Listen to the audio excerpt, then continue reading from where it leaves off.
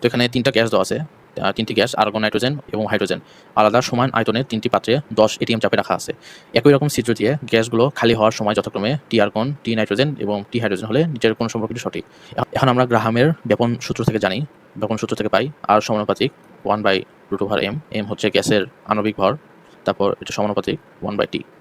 এখন ব্যাপন হার সময়ের ব্যস্ত অনুপাতিক, কারণ কোনো গ্যাসের যদি ব্যাপন হার বেশি হয় এর মানে সেই গ্যাসটা দ্রুত ছড়ায় যেতে পারবে, আর যদি দ্রুত ছড়াইতে পারে তার মানে গ্যাসটার কম সময় লাগবে ছড়াইতে। সময় যদি কম লাগে টি এর মানও কম হবে, এর মানে আর যদি বেশি হয় টি হলো কম হবে। আর এখান থেকে আমরা লিখতে পারবো √m সমানুপাতিক টি। এখন প্রশ্নে বলা আছে আর্গন, নাইট্রোজেন, হাইড্রোজেন এই তিনটার আমরা আণবিক ভর তাহলে লিখি। আর্গনের হচ্ছে 36, নাইট্রোজেনের 28 আর হাইড্রোজেনের হচ্ছে 2।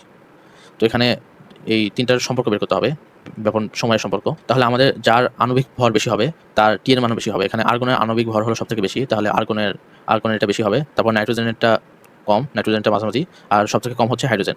তো এই নাম্বার অপশনটা সঠিক।